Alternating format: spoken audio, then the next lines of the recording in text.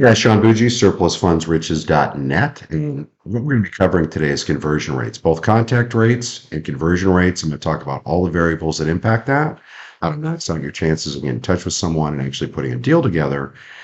But it's going to start a little odd. So, first off, I want to tell you what we're covering. Understanding probability and statistics. That's important because a lot of you guys aren't really comprehending statistics and how that works. Also, the variables, number two, that affect contact and conversion rates, how to max out your conversion, and then key takeaways at the end where I'm going to kind of pull it all together. It's important because I think you guys realize, well, you may not realize this. A lot of people assume, and I know this sounds absolutely ridiculous, but they do, that every single file that they turn in or they work is going to succeed. And that's just silly. And I'll be showing you why.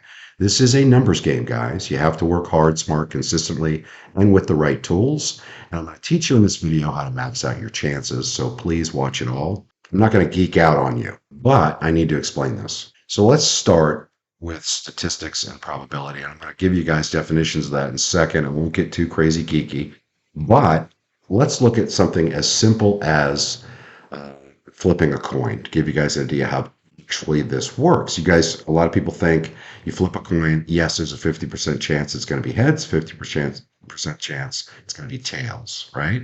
Does that mean it goes heads, tails, heads, tails, heads, tails? No, it doesn't. So I want to show you this. And this is a counter. It's Flipper with 2 R's at the end, flipper.com. Show you how this actually works because this is a truly random system. You're with me, guys? I will not do this too long. You can see there's a counter in the upper right-hand corner.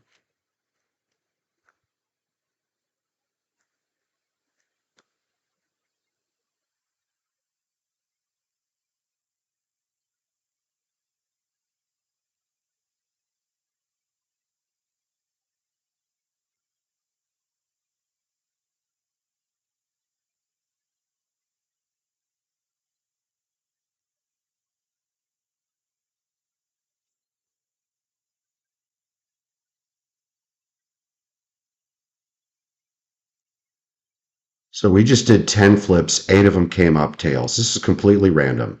My point here is if we had done 100 flips, it'd be closer to a 50-50 split. I'll get into that here in just a second. Even though there was only a 50% chance, we actually got tails 80% of the time. So let's discuss this, guys. Probability is the expectation that an event will occur or a statement is true. Statistics are actually applying statistics. With statistics, applying them, it is conventional to begin with a statistical population. What does that mean? Well, if we had stopped after 3 flips with that coin, we would have thought that it was always going to end up in tails. It doesn't work that way.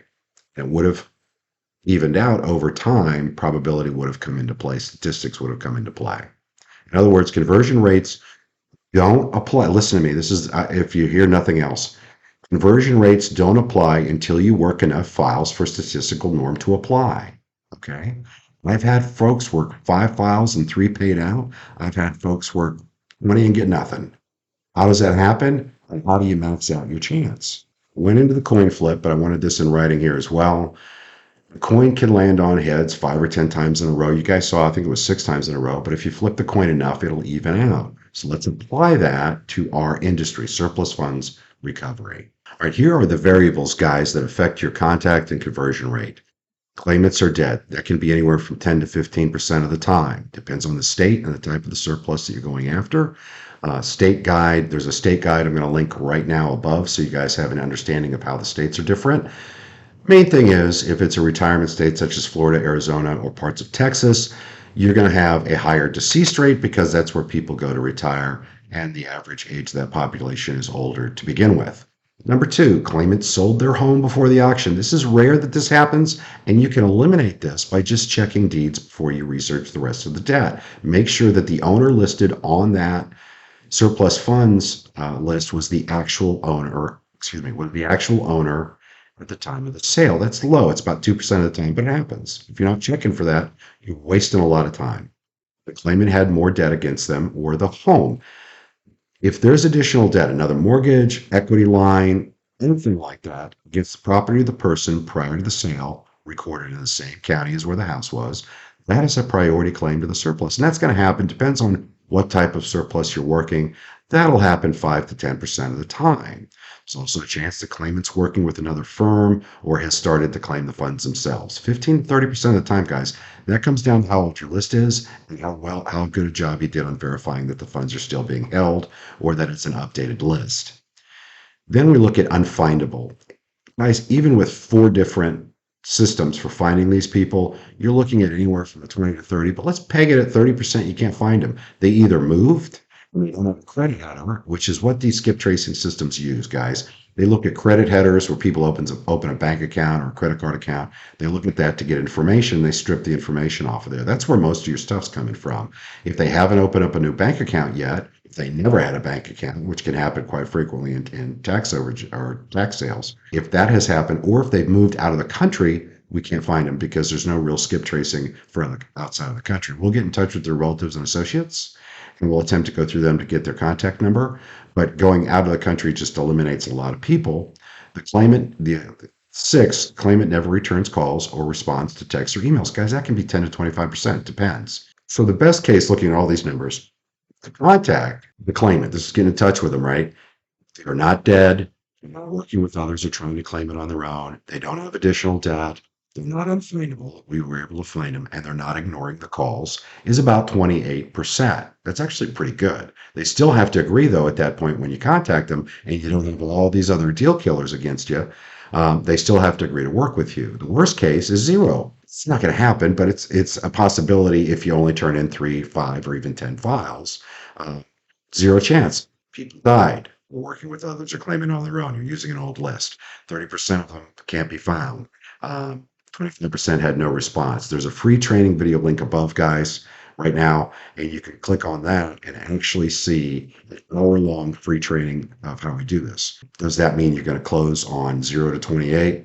And how do you maximize your chances? No, it means you have up to a 28% chance to contact them, and you still have to close the deal at that point. And that's where having the right program, a program where, for instance, with us, we use attorneys, so we're adding value. And we also give them 10% of the gross amount held up front. Because of that, we're able to tell them where the money is, so they believe us more often, right? But I guess my point now, before I go forward, is this. If you work just 3 files, okay, what if that coin flip? What if we had, 6 tails in a row? What if you worked 3 files and one of them had more debt against them because it happened to land up front? It's Murphy's Law. Then a second one was working with another firm, and a third one moved and couldn't be found. They're all dead. When you get to 20 files, statistics start catching up with us. Get in touch with more people, probably at least 5 or 6 people out of that, and you'll be able to move forward from there. But it's important you understand why I did that coin flip example, because the coin could land on the side you don't want it to land on at the beginning. But over time, right, it's going to even out. How do you max out your odds, right? Well, first of all, work enough files, guys. If you turn in 3 to 5 files, or if you're working 3 to 5 files on your own, you're not doing enough.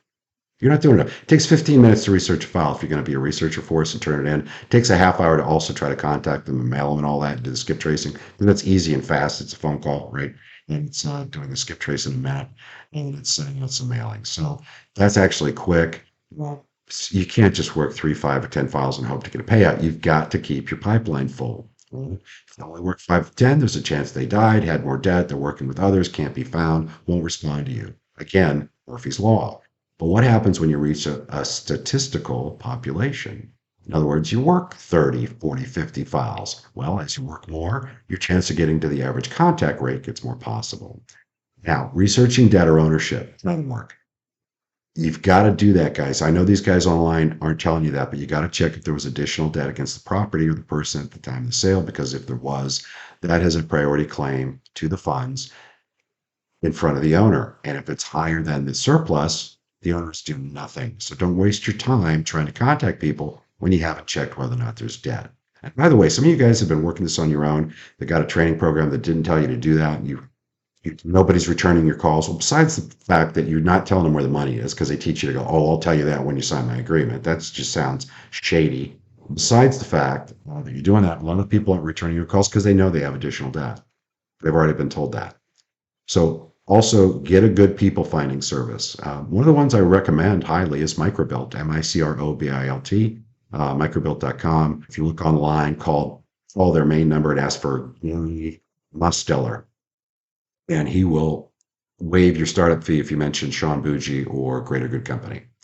That's $200 savings to you, so you might want to do that. Mail and call consistently with a great script and a proven system. There's a link again. The link for a website will be at the end of this video. Work lists that are either recently created or being updated by the county. Work stuff that's a year old, guys, it's dead. It's gone. Work mortgage overages in no list states. This would be using our panning for hidden surplus funds program that's in our diamond bundle. That is fast becoming our highest conversion. That's going after mortgage overages where you can't get a list, but we figured out how to be very close and accurate on estimating that based on a couple of different factors. And it works in about 20 states where the attorney actually holds the money, not the county, the attorney that foreclosed. Um, Work the hairy deals. Maybe homes that were owned by businesses that are no longer active, no longer in business. Our zombie business reviver teaches you how to do that. Or you can even work files if you can't get in touch with people, use our surplus hybrid system. These guys are available. These programs are available. Use that hybrid system because even if they don't want to work with you, if there was too much debt, if they went into bankruptcy anywhere from 2 years prior to or 2 years after that foreclosure, the bankruptcy court has a priority claim to the funds in front of the owner, and you can contact them and they'll give you a 25% referral just for telling them that. We teach you how to do that in the hybrid system. All right, so let's talk about the key takeaways here, guys. If you work a few files just to see if it's going to work, there's a chance you're not going to get paid. You can make anything. Work ethic, number of files worked, accuracy, research, all that matters. So there's too many variables to get in stone conversion rates, but at least I gave you a good example. When looking at what states to work, things like death rate for the state, highest in retirement states obviously have a major impact on your workable files. Having the right program is a big deal. We use attorneys, which obviously we can retrieve in the claimant's name, breakout checks using the trust account, get it out in the claimant's name, gives us a lot of credibility, and use a structured buyout, giving them 10% of the gross amount being held up front as good faith money. That obviously is going to have a strong impact. It also allows us to say where the money is and still convert it. Giving their money before the retrieval is final is a huge deal. This is not a get rich quick business. You have to work consistently if you want to profit.